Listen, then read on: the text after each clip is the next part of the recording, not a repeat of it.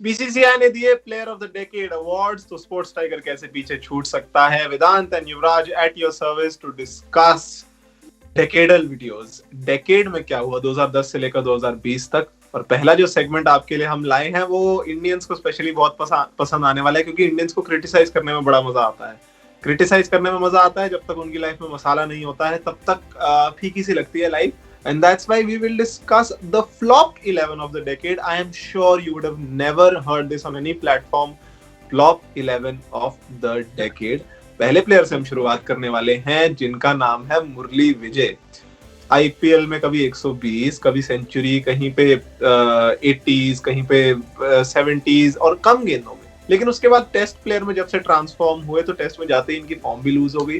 तो मुरली विजय से एक्सपेक्टेशंस काफी रही थी। एक समय तो ऐसा हम बोलने लग गए थे कि ऑस्ट्रेलिया में ओवरसीज कंडीशंस में इतना जबरदस्त खेल रहे हैं, लेकिन उसके बाद जो फॉर्म डिप हुई मुरली विजय की, इंडिया ने बहुत ओपनर्स ट्राई किए, लेकिन मुरली विजय एक ऐसे खिलाड़ी थे जो कभी परमानेंट ओपनर नहीं बन पाए। उम्मीदों से कम पे आके रुके मुरली विजय। बड़ा इन्होंने दुख दिया। लीव बहुत अच्छी करते थे और इनकी क्रिकेट भी लीव होने वाली है शायद, ऐसा लग रहा है जल्दी। तो मुरली विजय थे हमारे पहले प्लेयर। दूसरे ओपनर वेदांत, आप करेंगे उनसे शुरुआत। जी हाँ, मैं जिनका नाम पढ़ने वाला हूँ उनके लिए आपको बिल्कुल लग जरूर रहा होगा कि भाई ठीक हो, पर बात बिल्कुल सही है, क्योंकि इनकी कप्तानी तो रही है बहुत खास, पर जब बल्ले से रन मारने की बारी आई तो काफी पीछे रह गए। और उनका नाम है ब्रंडम मकलम। ये एक ऐसे खिलाड़ी जिनको स्टार्ट अच्छा मिलता था, चौके बढ़िया मारते थे, पर वो कन्वर्जन जो एक ओपनर या नंबर 3 के खिलाड़ी से करा जाता है वो इनमें नहीं था और वहीं पे कहीं रह गए। इसलिए second on the list is Brendon McCullum. बिल्कुल अग्री करिए, और नहीं भी करते हैं तो कमेंट सेक्शन में जरूर बताइएगा कि आपको क्या लगता है कि कौन से ओपनर इनकी जगह फ्लॉप 11 में फिट होते हैं। जी बिल्कुल, ब्रेंडन मैकलम दूसरे पे थोड़े सरप्राइज शायद लगेंगे आपको। तीसरे एक और न्यूजीलैंड के खिलाड़ी हेमिश रदरफोर्ड। नाम आप सबने सुना होगा। जो 2009, 2010, 2011 का क्रिकेट था उसमें हेमिश रदरफोर्ड एक ऐसा प्रोलिफिक खिलाड़ी बन के आए थे, लेकिन again fail short of expectations. बहुत जबरदस्त एक्सपेक्टेशंस थी इनको। न्यूजीलैंड में मैं आपको बता दूं, जो मार्टिन क्रोव और बड़े बड़े खिलाड़ी थे ये इनको प्रोडिजी बोला करते थे, क्योंकि डोमेस्टिक क्रिकेट में इतना जबरदस्त परफॉर्म किया।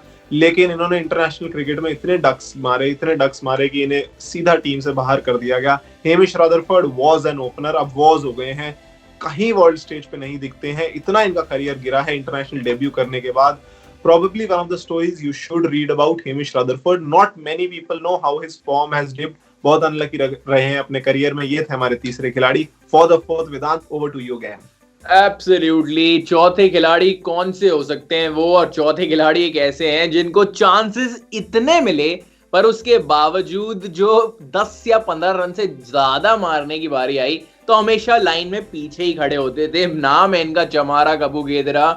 इतने अपॉर्चुनिटीज किसी खिलाड़ी को मिले और उसके बावजूद आप परफॉर्म नहीं कर पाओ तो आप 1-11 में जरूर आओगे, पर वो 11 प्लेइंग 11 वाली नहीं होगी, वो स्पोर्ट्स टाइगर की फ्लॉप 11 होगी। इसलिए चौथे नंबर पे चमारा कपुगेदरा। जी, और अगले खिलाड़ी एक ऐसे खिलाड़ी जिनके नाम एक जबरदस्त रिकॉर्ड है वेदांत। 24 घंटे में 3 बार डक होने का रिकॉर्ड इस खिलाड़ी के नाम। मुझे नहीं लगता क्रिकेट की हिस्ट्री में कभी हुआ है, प्रेजेंट में है, फ्यूचर में भी कभी नहीं होगा। और इनका नाम है the legend himself, Umar Akmal.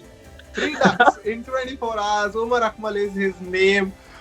Again, a prodigious player at a very young age. One of the Akmal brothers. They are actually 7 brothers और उनमें से 3 खेले हैं पाकिस्तान के लिए और तीनों ने कुछ खास नहीं करके दिखाया है। लेकिन उमर अकमल ने सबसे ज्यादा डिसअपॉइंट किया है, इसलिए वो आए इस लिस्ट में। उमर अकमल है उनका नाम। Again, Vedant, we are alternating and this is going beautifully. Next player, over to you. जी हाँ, बिल्कुल मजा ही आ गया पहले 5 के अंदर। तो छठे नाम एक ऐसे जो आईसीसी टूर्नामेंट होता है तो एक खिलाड़ी जरूर याद आता है कि इसको जरूर ले चलो। या तो खेलते हैं प्लेइंग 11 में, खेलेंगे प्लेइंग 11 में तो 10 से ज्यादा 11 से ज्यादा रन मारेंगे नहीं, और अगर बाहर बैठेंगे तो पानी पिलाएंगे। और इनका नाम है दिनेश कार्तिक। पूरे ही साल या पूरे ही डेकेड कुछ खास कर नहीं पाए हैं। 2020, 2019 तो जनों को खास याद होगा। 2019 में सेमीफाइनल न्यूजीलैंड के अगेंस्ट अपॉर्चुनिटी मिली थी, एक बड़ी अपॉर्चुनिटी थी वहां पे। कहीं वहां पे अगर मार देते एक अर्धशतक या 40 रन तो नाम बन जाता और इस फ्लॉप 11 से हो जाते बाहर। पर दिनेश कार्तिक वहां पे भी रहे फेल। अगर आप दिनेश कार्तिक का करियर उठा के देख लें तो आपको उस 2017 के अंदर जो एक निदहास ट्रॉफी हुई थी, उसके अलावा आपको कोई इनिंग्स याद आती नहीं है कि कोई इंपैक्टफुल इनिंग्स हो। तो पूरे 10 साल में 2011 से लेकर 2020 तक कोई भी एक ऐसी इनिंग्स दिनेश कार्तिक की निदहास ट्रॉफी के अलावा नहीं है जिसको लाइमलाइट में रखा जाए, और उसी की वजह से दिनेश कार्तिक एक फ्लॉप 11 में छठे खिलाड़ी बन चुके हैं। और अगले खिलाड़ी हमारे होने वाले हैं डक स्पेशलिस्ट शाहिद अफरीदी, उनका नाम। इन्होंने 6 बार रिटायरमेंट अनाउंस करके वापसी की है और शायद इन्हें पहली रिटायरमेंट के बाद रुक जाना चाहिए था, but he had other idea. जी 5 बार भी कर सकते हैं। अच्छा 7 बार, वेदांत कह रहे हैं 7 बार भी कर सकते हैं। शायद अफरीदी ये वीडियो देख रहे हो और वेदांत की सुन ले, लेकिन मुझे लगता है अब रुक जाना चाहिए। I think enough is enough, there is a boiling point for everything, और शायद अफरीदी का बॉइलिंग पॉइंट अब आ चुका है, because so many ducks in one career, it's truly unbelievable, but in a negative way of course, and that's why he's an entrant into our flop 11। इन्होंने century मारी थी 36-37 गेंदों में एक बार, वो सचिन के बैट से मुझे याद है, तो इनको शायद दूसरों के बल्लों से ही खेलना चाहिए क्योंकि अपने बल्ले से इनके रन बनते नहीं है। So that is Shahid Afridi for you. Yuvraj, अगर उमर अकमल और शाहिद अफरीदी में कंपटीशन हो तो क्या लगता है कौन ज्यादा डक्स मार पाएगा? जी, I think Shahid Afridi is the king of ducks. That is true. Maybe Umar Akmal might be the king of single-digit scores, but for ducks, it's Shahid Afridi.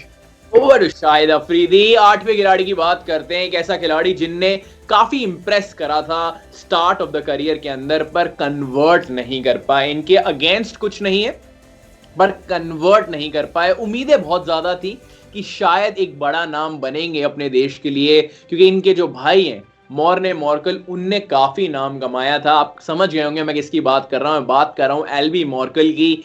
Chennai के लिए खेले थे इंडियन T20 लीग के अंदर, वैसे खेलते थे south Africa के लिए।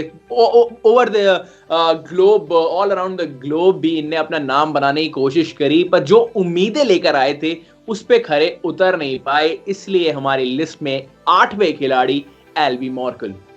And on 9th spot comes Ravi Bopara, another player जिन्होंने अगेन बाउट्स में इंप्रेस किया है, मैच विनिंग परफॉर्मेंसेस एक आधी दिखी है पूरे करियर में, but that's not how it works.